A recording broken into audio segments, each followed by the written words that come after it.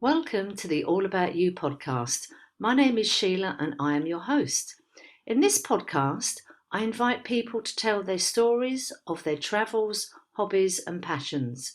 These podcasts are also now available on my All About You YouTube channel. So if you have a story to tell, please contact me on allaboutyoupodcast@yahoo.com and let's tell your story. Welcome to another conversation on the All About You podcast. And my guests today are Vicky and Josh, and they have a YouTube channel called A Couple of Nomads. So Vicky and Josh, welcome to the podcast. Thank you. Thanks for inviting us. Yes. Happy to be here. I'm really looking forward to this because I've watched so many of your videos and I feel I'm meeting some celebrities. Well, we would actually appreciate more comments if you'd comment below on a lot more videos. So. Right, okay, that's cool, that's a deal. So, let's start at the very beginning. You're obviously not from Spain, so you're from the US. So whereabouts in the US? Well, that's all over the US. I'm originally from Ohio. I met Vicky. She's actually... So I'm from South Korea originally, but I've lived in the US past 10 years. So like Josh said, we moved from Ohio to LA to Denver. So that from Denver, that's the place that we moved to Spain. Why or what brought you to Valencia, Spain? Well, to start with, really, that we knew that our life was so much more than corporate life, and that's all we have done. We worked very hard while we're living in the US. We became more financially stable, but you got to the point that your life wasn't really happy anymore because your life is nothing but work. And maybe a small amount of joy, like you're in there when you're going away or during the weekend, and that's not how we wanted to live our life. So we started searching where we can move to have a better quality of life and really truly do what we love. Because I knew that I didn't want to climb the corporate ladder for the rest of my life. And the same as Josh. So we started searching, and we loved our experience living in LA. We loved the weather, and we was kind of looking at somewhere it doesn't get too cold, right? I understand that. He's from Ohio, I'm from Seoul, South Korea. They both get brutally cold, and we were just not gonna. No way. Yeah, we're like, we no way, we don't want this weather. For that, Valencia was great for weather, and also I love to be close to the ocean, same as Josh. So it has an ocean, low cost of living. That was great. So it really had everything that we wanted it. I mean, it's just so laid back when we visited here prior to moving. So we just loved everything about it. Yeah, easy to walk around. Lots of terraza culture, which is great. Just the being able to be free and walk around. And, of course, when we moved from Denver gets a lot of snow. So we had to find a place that would allow us to... especially in Europe, it's really hard to get a visa coming from the U.S., right? So Spain has a good visa program that allows us to move here, unlike, many other countries. So that's why we chose Spain, and that's kind of why we honed in on Valencia. I mean, it was just ranked the #1 place in the world for expats last year. So I think we made a pretty good choice in coming here, and it seems like a lot of other people want to move here now. So... Absolutely, because when I look at all the Facebook groups or the WhatsApp groups I'm on, so many people are moving from the States. Yeah. I'm not going to get personal and ask the reasons for, but years ago it was a trickle. Now let's just say it's a deluge. Yeah. So there's obviously a big movement, but we're not going to go into that then. Okay, so you are known on your YouTube channel as A Couple of Nomads. What does that mean? Well, I mean, I guess nomads really are people who can, wander around and not really call any place home. During the pandemic, that's made it a lot more difficult for us, really, to really travel everywhere we wanted to go. Our initial, thought of the channel was how we can travel the world. Travel around Spain, travel around Europe, travel the world. But we've kind of now, during the pandemic, have said, it's made it a lot more difficult for travel, that's for sure. But also we wanted to find a name that really truly represents us and the lifestyle we wanted to go for. We may not be fully complete nomadic, meaning that we don't have home, but we really truly want to. We have a passion for traveling and seeing the world and getting to know the other culture and people and food and all these things. So we thought that those are the name that represents us very well. I think it also represents, coming from the U.S., it's a stuff culture, right? Everything, you have to have stuff and more stuff Right. and more stuff and the bigger home and then a nicer car and another bigger home and a nicer car. And it's just not really necessarily the lifestyle we wanted to live anymore, of just chasing stuff, right? It's more of just the life of living through travel and meeting people and friends and food and the things that really represent us more than stuff. I think it's a very valid point you've made there, Josh, because I think very much not just in the American culture, but we are, Right. we want a bigger house, a nicer car. It's very easy to get into that, and then you start working to pay for the XYZ. And I think during the pandemic, though, a lot of us sort of sat back and thought, okay, what's important to me? That's true. And the amount of conversations I've had with people and saying the pandemic, in a respect, was very, very positive. It really made me sit, take time, think about what was important to me, where I like to spend my money, where I like to spend my time. So I think the pandemic has given us all the opportunity in a positive way to go, okay, we've been given this bit of time, let's just sit and just, is important to me. Yeah. Absolutely. Because we're always running, right? We're always running. We're just looking at always what's ahead of us. So we're always running rather stopping and think, okay, let's look back how far it come. What do we have? Where we want to go? Let's just kind of redirect our life, things like that. So, yeah. Moving to Valencia, then, it ticks a lot of the boxes. We've got the Mediterranean, we've got the historic town, we've got the cosmopolitan sort of bar, restaurant culture, a huge cultural scene here. Okay, what have been your things that have really shocked you in a good or a bad way about moving to Valencia? Because I think even moving to the UK, one of the things was, for me, meal times. Yeah. The first month or so, and just before we started, Vicky, you pointed out about the meal times here. It's a huge adjustment, the rhythm of the daily life here, particularly with meal times. What things have you found that have been, what you weren't expecting? Well, I mean, you touched on it there. Meal times was probably one of the hardest things for us to get by. But then also the culture of things just being closed a lot. It can be challenging, right? Yeah. Like you look on Google and they say, oh, it's open. So you walk 25 minutes to get there. It's not open, you really can't trust the hours that are online. Sunday, a lot of things being closed can be challenging sometimes. But I think, that's also a positive thing when you turn it around, you look at how people like to spend their time, people who, once you become a local and you want to become a Spaniard, you are a Spaniard, that's the time that you treasure, not trying to go out and find stuff to buy or things to do that aren't revolve around your family, right?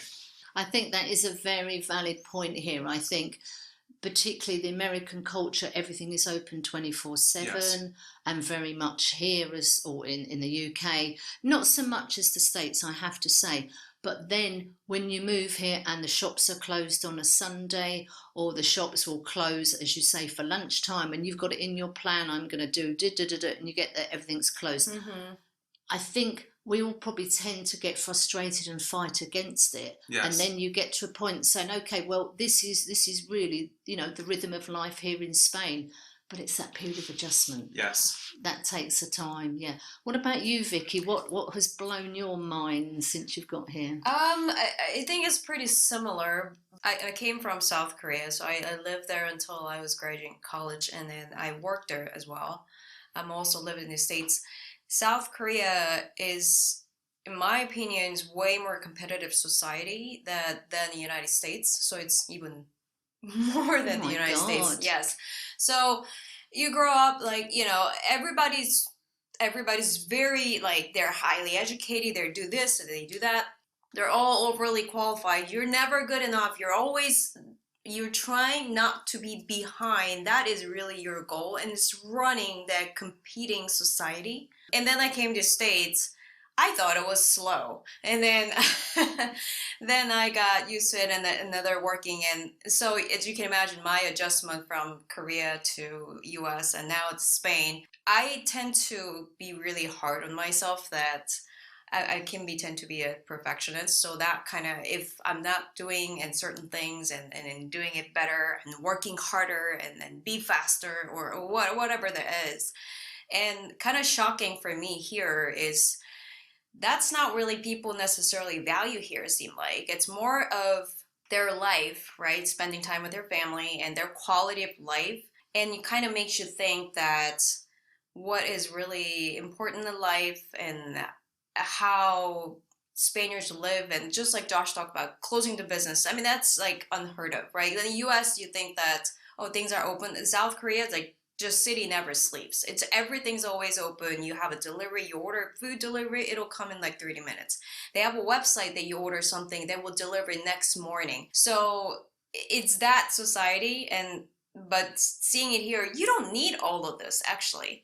You actually don't need all of it. What is really important in life and what's the quality of it? So it was big adjustment for me to kind of change my thoughts and value the different things, and really I guess kind of not too hard on myself too much, and it's okay. Just like Spaniards say, tranquilo, tranquilo. Exactly. Yeah. I think it does take a lot of getting used to, and as you say, I came from the UK. Josh, you came from the States. You came from Korea. We've all come from different corners of the world. And we're all now in this one country, and we are all having to adjust. Yeah. There's a lot of adjustment going on, and I think especially when you first move here, you're trying to get your documentation, your residencia, you're looking for an apartment. Frustrating to say the least. Yes. Some of the videos you've done on your channel, you are talking about those frustrations with things. So I think a huge period of adjustment, absolutely. I think if you come to Spain thinking you are going to be literally transporting your life and way of thinking into Spain, you're going to really have problems, because Spain moves at its own rhythm. Yes. Yep. And that is one of the things. Once you accept that rhythm, it's a lot easier. I find it when you walk to a store and they have a sign on just a piece of paper on the door saying, oh, we're on vacation for the next month. I mean, it was shocking for us. I it's just inconceivable in the U.S. Yes, U.S. and Korea. Like, as somebody who is in a restaurant or retail business, to be able to shut their store for going on a vacation for a month, that is absolutely like mind blowing for me. And just being, and it's even more mind blowing that is accepted. It's normal here. It's nothing strange about it. Yeah. And people are like, oh yeah, they need to go on vacation too. So that's like thing is, it's refreshing actually, and it's shocking at the same time. I think that's a very interesting point, because when we get a lot of tourists over here in July and August, particularly August, Valencia and most Spanish cities will just shut down. Oh, absolutely. So we get invasion of tourists wanting to see this, that, go here, there. And majority of things are closed. As you say, Vicky, a restaurant will close for the month of August. A shop will close for the month of July. That's when they take their family holidays and go to their beaches or up to the mountains. And all these tourists are flooding in, and just nothing is happening. We tell our subscribers avoid the August.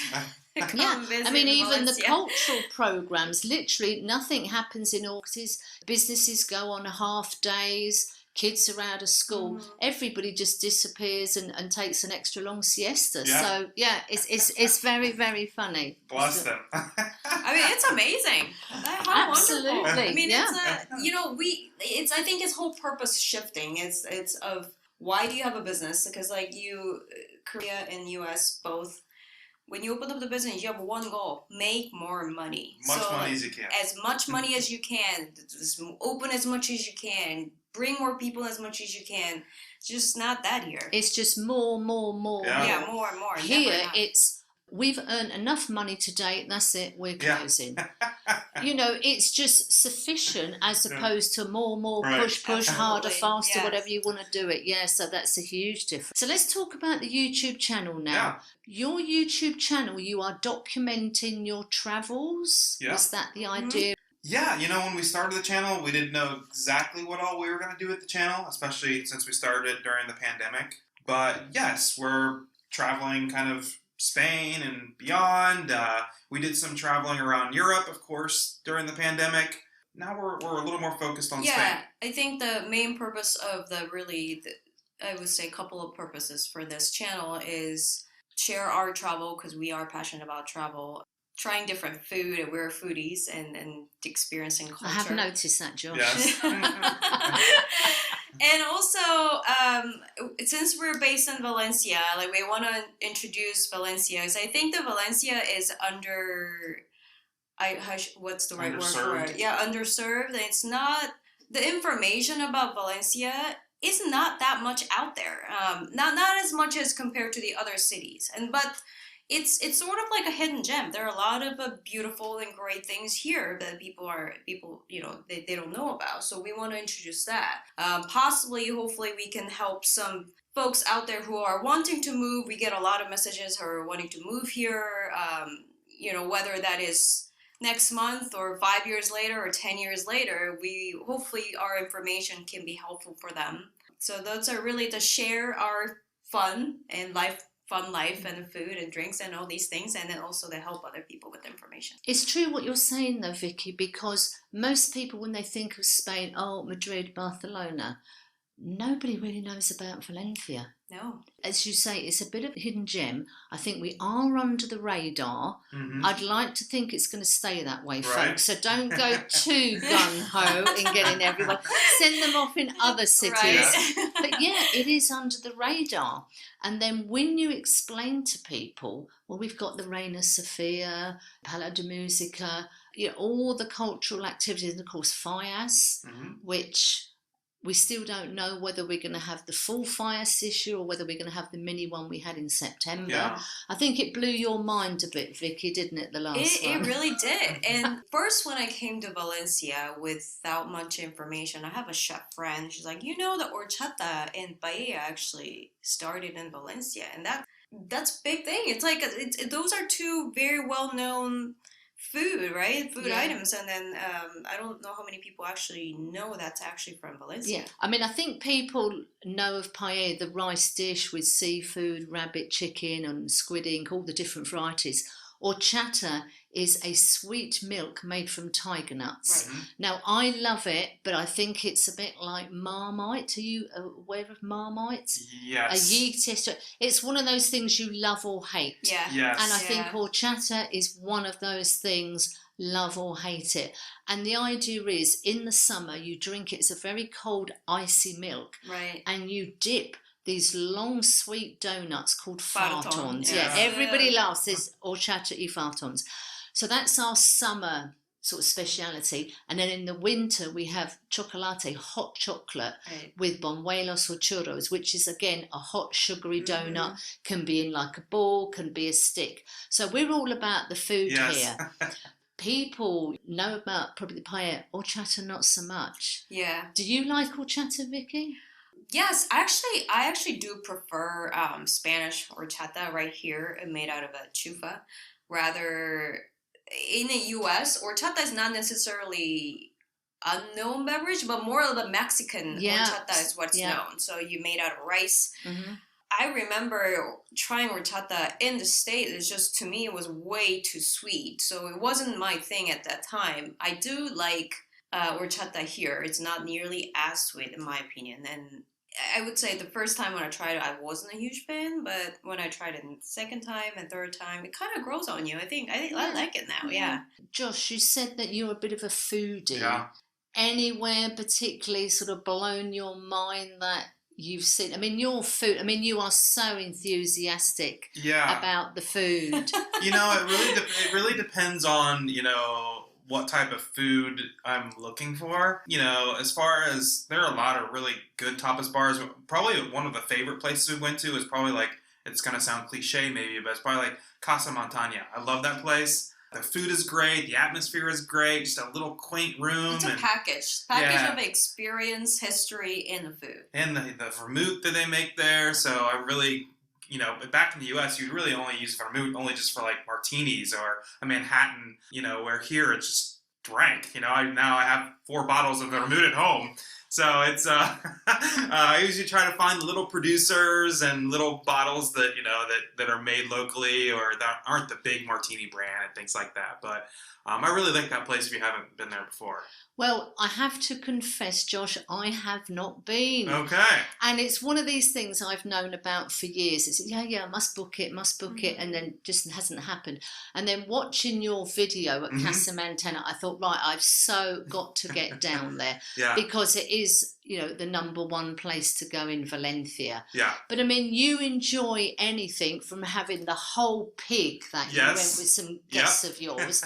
And then the next minute you've got a bocadillo, which is like a whole meal in a bread bun. Yeah. You are equally as enthusiastic. I say that's very true. I like to try all kinds of good foods. I mean, we're looking at how many different types of this particular dish can you have. It really, all the restaurants make them a little bit differently, So you'll never run dry of trying to find your favorite item of one thing. There's a lot of food to experience, especially when you sit on the terrazas and sit outside and people watch and eat, and it's a lot of fun. And food is a great reflection of culture. I think I look at it the same as language. Like, you need to learn, when you learn the language, you don't just learn the language, you need to learn with the culture. That's how really the right way to learn, so that way you understand the people. I think food is the same way, because you learn the food and how people enjoy it, and that's how you see the culture, and we love doing that. I think particularly for me, when I travel around Spain, when I'm doing my research, okay, what is the local food I must eat, whether it's a cake, whether it's a tapa, and what's the local drink? Not necessarily alcohol, because some of them will have a cold drink. Oh, you really got to try this or something. Right. And as you say, Vicky, it really gives you an idea of what's going on. Where did this tapa originate from? I love the story, and there are lots of different stories. Tapa was invented, in theory, when you had a drink, to protect it from the flies. They put a little bit of bread on the top to make like a tapa, a Spanish word for a lid or a top. And then somebody decided, well, let's put a little bit of jamon or queso on the top. And that's how it started. I personally love that story, and that's the one I'm going to stick with. All right, I like it. Whether that is the truth, I don't know. Yes. But I think, that totally makes the sense. Yeah, that's awesome. Yeah, I remember one time we went to Peniscola. I ordered those little caracoles, like, those little snails, has like a little sharp shell on it. I was with a toothpick or a fork. Okay. I was trying to get that out of it. And the server guy came, this older guy, and said, no, that's not how you eat it. And he picked the 2 of them up. He said, put the sharp one, the edge. From the shell. To the shell to get it out. It's like, this is how you eat it. So I love that kind of thing. It's like your locals come and share how they eat, and you just kind of see then this is how they live. That is so interesting, because when I first came to Spain, we lived in a little village. And part of the village fiesta, because the Spanish will have a fiesta over absolutely anything. Right. So every barrio or every pueblo will have a fiesta. And the opening activity for our fiesta was a paella night. And if you can imagine, in sort of the town hall square, you are given a bucket and you have got your meat, your vegetables, for your paella with your beans and everything. You get your own paella pan, and these can be absolutely huge. And you get together with 20 of your friends, and they supply wine and beer and soft drinks. So they supply all the ingredients for you to make your own paella with the rice and everything. And a true paella from Valencia must be made with Valencian water, must be made with wood from Valencia. Okay, so we've got all our ingredients. The good thing about paella, Vicky, is it's a man's job to cook by tradition. Oh, I like that. So we love that idea. So the women can socialise and drink, and the men go into their caves. The idea is the technique of actually cooking. And when we did it, we had quite an international group of people, and we were obviously making a complete hash of it. We were not getting the pan at the right level, and then we started to just chuck it. No. The Spanish came over. Right, okay, this is what you need to do, and there is a special technique to do it, and it's one of those men things. I'm sure you've done a lot of like barbecuing. Not here, but yeah, back home. Back home in the States, yeah. Yes. So it's quite a macho thing. Yeah. Here it's the same with the paella, and it's no, the water's got to be here. No, don't put the chicken in yet, and don't think about putting the rice in. This is the technique. This is how you do it. And then paella competitions here. I mean, these are the holy grail. Huge competitions. We can't wait to go to one. Yeah. Yeah, absolutely. So food naturally bringing people together. Absolutely. But I love the way it's got to be Valencian water, got to be Valencian wood. So I'm sure you've come across this on your travels. You go to another Spanish city and have a paella. You tell them you're from Valencia, they sort of slowly backtrack from the table, because you'll probably, you know a good paella from a bad one. Not too wet, not too dry. You never put certain ingredients in a paella. There's a huge outcry in the UK because the English chef Jamie Oliver made a paella and put chorizo sausage in. For any Spanish person, that is just not done. And it was on the television, it made the papers, it was a great hoo-ha here, yeah. So food is a great indicator of the culture and tradition of a country, yeah. In one of our last videos, the amaretto, the big sandwich, we had one of our subscribers comment and said, he's actually a Valenciano, and he told us that now you guys are true Valencians since you're eating almuerzo. Now he said, next thing you need to do is just to cry, cry the day of the La Crema. Oh, right, yeah, absolutely. That's the next Valencian thing to do. I was like, all right, we'll see. Absolutely. I found it very, we were laughing at that, but yeah, it was awesome. So let's talk about some of the travels you have done.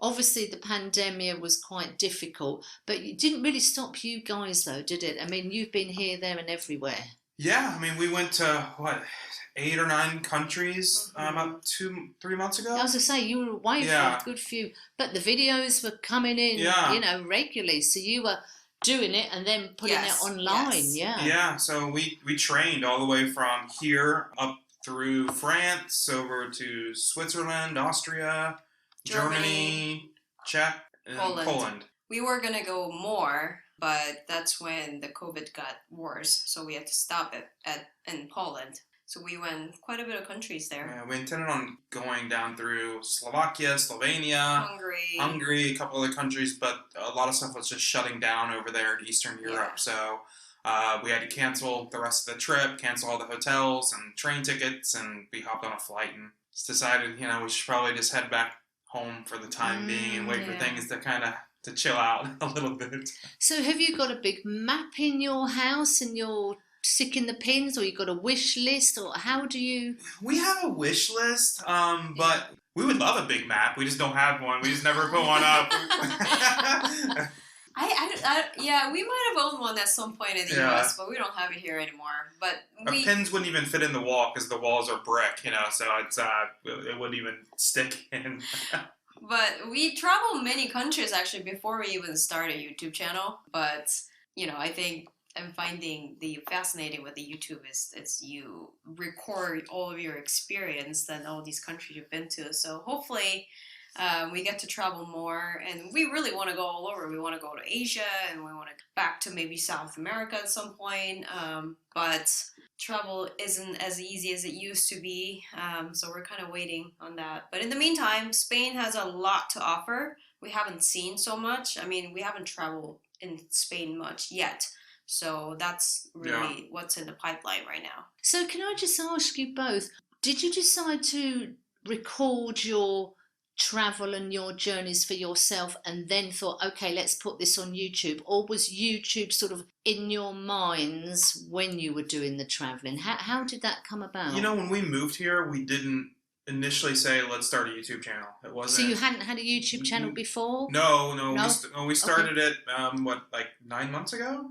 Right, about a year, 9, 10 months. Yeah, I think we're about 10 Yeah. months. Yeah, you started. I think that the way they started was when we say, okay, we're quit our corporate life, right? And then when we moved here, really the true question was, what are you passionate about? Now you left the corporate life. What do you want to do? Really, like, we didn't want to go back to corporate life. This wasn't going to be like 1 year, oh yeah, let's live in Spain 1 year and go back to the United States, go back and doing what we used to do.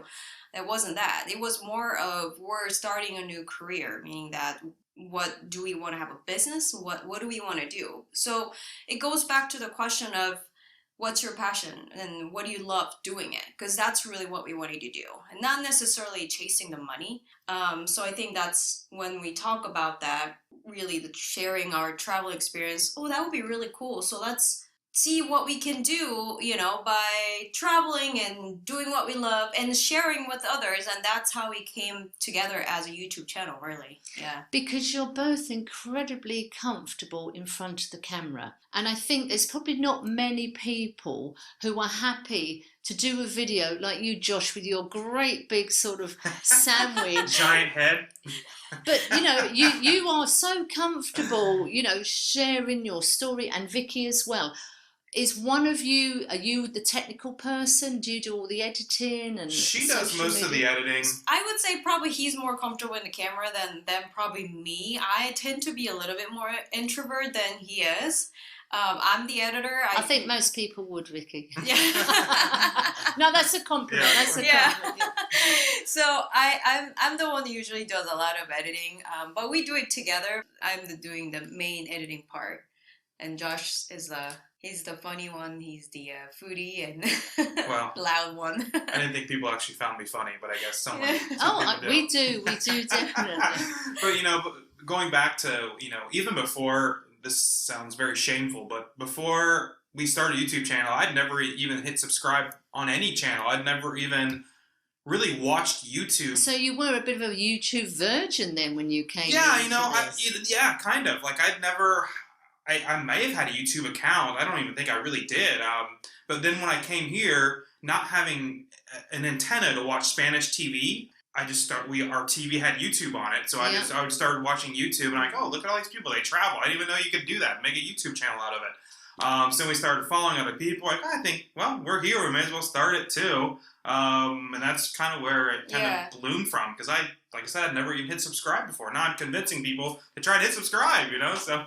I think for me was, I was probably watching more YouTube and subscribing to channel probably more than he did. I always wanted to do it at some point, but perfectionist me was, oh my God, nobody's going to watch me. I'm not good enough doing this. Like, where am I even going to start this? So that kind of prevented me from starting it until you get to the point where I'm like, you know what, we're just going to do it. So brave and go for it. A lot of your videos, you're going around restaurants in the city, cafeterias. Do you explain to the owners of the restaurants that you'd like to make a YouTube video, or do you just do it and hope everything's okay? Yeah, it depends. So, like Casa Montana, like we say, is it okay if we film in here? Most of the time, restaurants say yes. I mean, we haven't had one say no. But also, a lot of times now, we're outside. We're in the terrazas, so... Depending on if we're going to be filming just ourselves eating the food, or are we going to be inside of the restaurant, filming inside, filming the people inside, or talking to the people and things like that, how much we're going to be involved in the restaurant, because we also want to be true. Like if we're eating something, if we don't like it, we don't like it, right? So we don't necessarily, oh, hey, we want to introduce a restaurant. We ended up being not liking something, but it hasn't happened yet. But I think we've had one experience. We recorded at a restaurant and we didn't use it. So there's only been one time. Yeah, but all the other times been good. But yeah, depending on whether their face is going to be in the camera, we ask the servers, do you want to be in the camera? And because we want to be respectful to that. The only times we don't ask is we're only filming us sitting outside. We're just talking about the food that we are eating. So yeah, so it really depends. So let's talk about the other side of it then, connecting with your subscribers. Mm-hmm. I mean, I got in touch with you through your YouTube channel. Yeah. Do you have quite a lot of sort of to-ing and fro-ing and with people that are watching? We get, of course, comments on every video. We get quite a bit of emails from people who watch the videos. Instagram messages. Yeah. We get a lot of subscribers who say, "Hey, I'm coming to Valencia. Can we meet up for a beer?" Or and we try to do that. Sometimes it works out. Sometimes it doesn't. Sometimes we already have things scheduled to film, and we know that there might be a day of sun between 2 days of rain, and that's the day we have to film, and that's that's just what we have to do.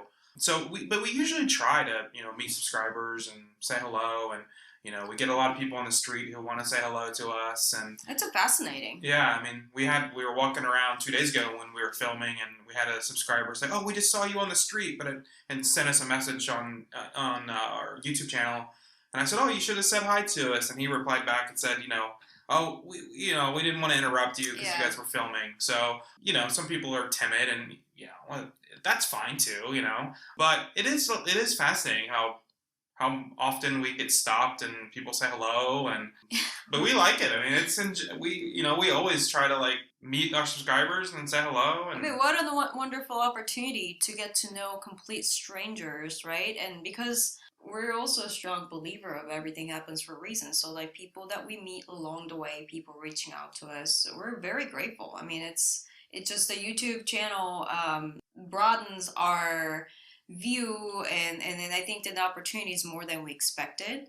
And this journey has just started, so we're anxious to see what it takes us, and where it takes us, and how far we go, and because we love the journey right now. I mean, some of our subscribers, you almost feel like they're friends because they comment on all your videos and they send us Instagram messages, and you feel like you know them, even though you may have never met them before. Mm-hmm. But also on the flip side, we feel that people know us, and we are their friends. And we've never met them. We get messages from some people, ask us for advice, and it's just like, I don't even know who you are, but I'll help you. I mean, I'll try to help. I don't know how much I can help. But it is just fascinating, the amount of people who feel like they know us, and it's great. I mean, we'd love to get to know every one of our subscribers.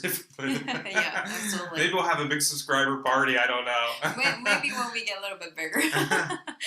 I mean, that's an interesting point, isn't it? Because I remember during the lockdown, one of my pleasures was travelling via YouTube. Mm-hmm. And I remember one of the first things was I put in Paris, and somebody had made this beautiful video, amazing quality.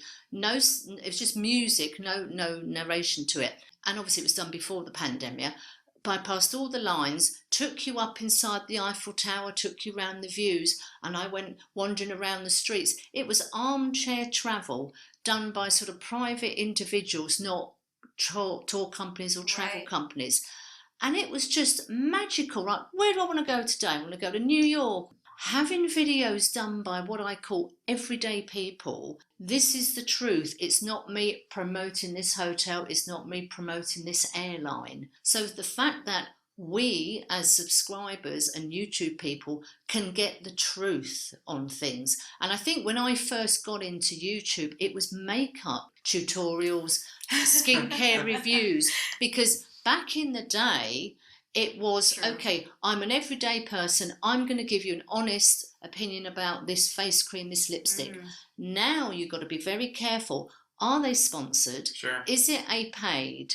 So that has really changed over the years. Before it was everyday people showing you cooking, dressmaking, absolutely anything you can think of.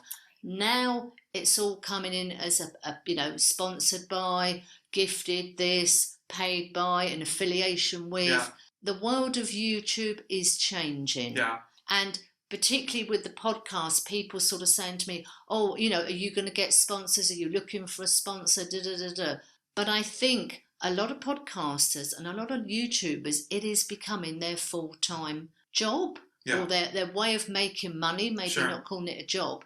And they are giving up their jobs doing YouTube or podcasting full-time. Where do you guys see it going? Have you got a bit of a plan, a 1-year plan, a 5-year plan, or? I think if we did take any type of partnerships, clearly it would have to align with traveling and things. Food. Food and things that we personally would use. Yeah. Right. we're not going to push something out. I mean, we've had some companies reach out that just isn't a fit for us. Yeah. And we're happy to say no. That's not a thing. And I think when you talk about YouTube and the thing and sponsorships, you also have to remember the true cost of making a video, right? So for us, going out to eat, taking taxis, the software you have to use, the music you have to get, there's a lot that goes into the cost of making a video. So every little bit helps when it comes to a sponsorship. Now, like I said, it really have to align with us. And right now our main money that we make is just off of Google Ads, which isn't even a whole lot, okay? It's not a whole lot of money. Until we can reach, a lot of subscribers and you get a lot of views on your videos. But I mean, our plan is to continue to grow the channel, right? And then we knew this wasn't going to be overnight thing. And then the main thing is we have to enjoy ourselves along the way. And I really truly think that if we enjoy it, viewers will see it. You wanna watch someone who is actually enjoying doing what they're doing rather than somebody look like they're forced to doing something. Why would you want to watch somebody like that? So I think that is really our main thing. We're still in a very beginning stage of looking into possibly different opportunities and what we can do. Maybe helping others who are moving to Valencia, whether or it's information purpose, whatever that is, we'll continue to kind of evolve and improve ourselves. But we look at this as a long journey, and for us to be eventually more successful and make probably enough money, hopefully, that to sustain ourselves, that covers the cost of video making and all these things. But yeah, most importantly, we have to enjoy ourselves, and we want to be true to ourselves. Just like Josh said earlier, that there was a restaurant, for example, that was an expensive restaurant. We went to film. We ended up not liking it. We weren't too happy with their service or the food. So we're like, well, do I really want to put it on my video and say recommend this restaurant because we spent a lot of money in there? It just didn't feel right. We ended up scraping everything. So those type of things, we want to make sure we true and authentic to ourselves, and I'm pretty sure viewers can feel that. Yeah. I mean, one thing I get is people say to me, why do you do a podcast? Mm-hmm. And my answer is the incredible people I get to meet, the fantastic stories, the education is just the best thing ever. So Vicky, what's one thing that you get out of having your YouTube channel? What's one thing that you really, this is it? I'm a little bit introvert, shy person, and I don't really normally like to talk in front of the camera, or I hate making a speech and all these things. And what is that Toastmasters thing? Oh, those are my nightmares. So, okay. So I don't typically like that. But me getting out of my comfort zone and actually share my experience and my thought with others, and then the other side of the TV or the YouTube, and I get to share that and interact with people by doing what I love doing, traveling and eating and experiencing cultures and all these things. So that's really the main thing for me. And if money comes with it, it's even better. Not too shabby. And what about you, Josh? Well, it would probably boil down to eating. Okay. Getting to try different foods everywhere. A lot of times you're just a creature of habit, right? You go to the same places, you eat the same things, you're in a routine. This kind of breaks that routine. I have to be searching for new places to go, new things to eat, different restaurants to see, different experiences to be had. So for me, it's, not being that creature of habit that I'm so used to doing, eating the same thing or doing the same thing, the same pattern. All that's broken. You cannot live that way and have a YouTube channel. I think for you, Josh, I think you're going to have a second YouTube channel. Josh's Tours. I'm sure you can come up with That's a great idea. But I think seriously, because one thing I have really enjoyed with your channel is you've gone to places I haven't been to. For example, Casa Montana. Yeah. I know it's up there. Everybody needs to go. I haven't been. But due to your experience and the amount of information you gave, I think is phenomenal. I think for you, being a foodie, I think you seriously need to sort of think of a offshoot channel.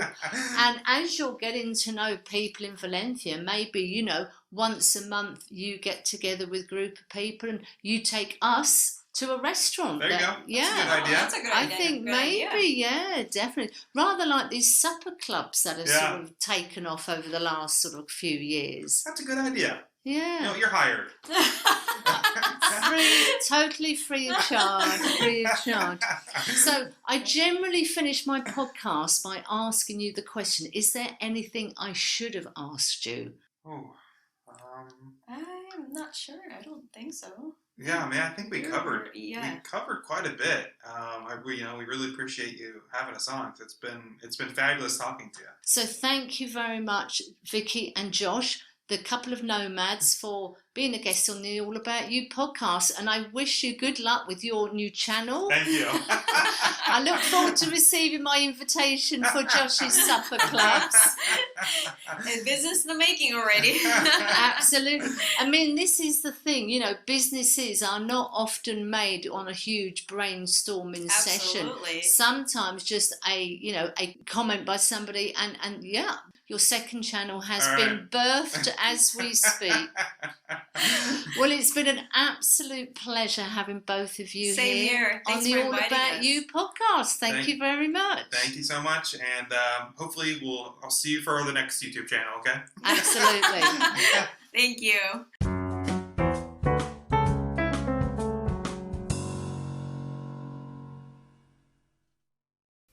I hope you have enjoyed the conversation. Don't forget, if you have a story you would like to tell, please get in touch. My email address is allaboutyoupodcast@yahoo.com, and thank you for listening.